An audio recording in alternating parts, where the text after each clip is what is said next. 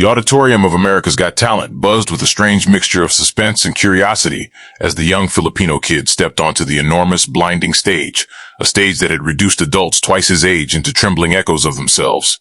Yet he walked with the grace of someone who carried not only a song, but an entire nation on his shoulders. His small hands tightened around the microphone, knuckles whitening under the heat of the lights, but his chin lifted with quiet bravery. In the front row, Simon Cowell leaned forward, elbows on the desk, studying the boy with that famous unreadable stare that had made global superstars shiver. The audience whispered, "Who is this kid? What is he going to sing?" The boy closed his eyes, took a breath so deep it felt like he was inhaling the heartbeat of every Filipino watching from oceans away, then opened them again, steady, bright, determined. When he began to sing Bayang Magiliw, the first notes of Lupang Hinirang, the Philippine national anthem, a wave of surprise rippled across the crowd. This wasn't a pop hit. This wasn't a vocal flex. This was a declaration of identity, a salute to history, sacrifice, honor, and home. His voice rose like a warm sunrise over the islands, powerful yet controlled, a child's tone carrying maturity far beyond his years. The judges, usually animated, fell utterly silent.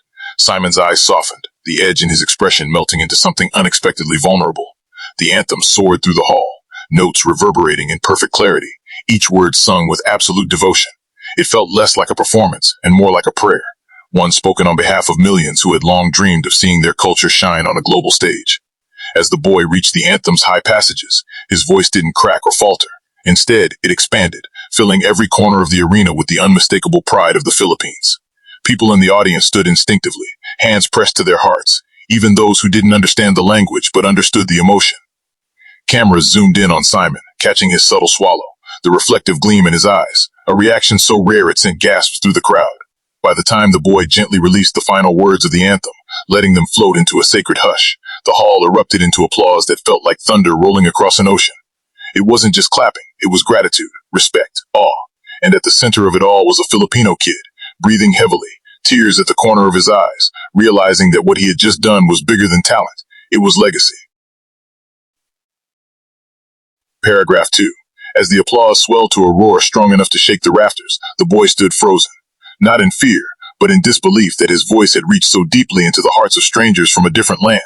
Backstage producers, seasoned and hardened from years in showbiz, stared at the monitors with glossy eyes, whispering to each other that they had never felt a moment quite like this.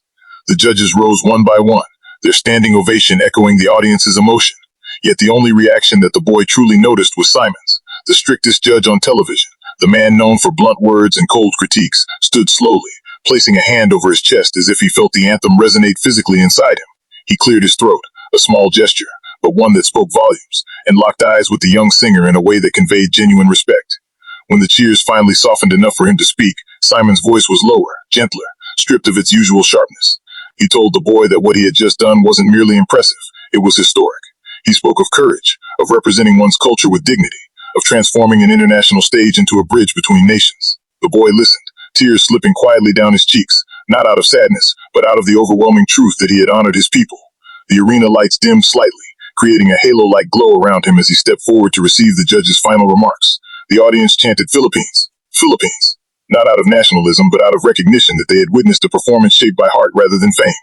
The boy's parents, watching backstage with trembling hands, felt their knees weaken as they realized their child had carried centuries of Filipino resilience into a moment that would live online, in memories, and in the hearts of their countrymen. As the music faded and the show wrapped up its segment, crew members approached the boy not as staff but as admirers, thanking him for reminding them why they had fallen in love with music in the first place. And as he walked off stage, still hearing the echo of applause behind him, he whispered silently, not to the cameras, not to the crowd, but to the Philippines itself, Para sa'yo ito, para sa bayan. In that moment, the boy finally understood that the performance was only the beginning. He hadn't just moved Simon Cowell, he had moved two nations closer together, proving that pride, courage, and identity can turn even the smallest voice into something unforgettable, something powerful, something eternal.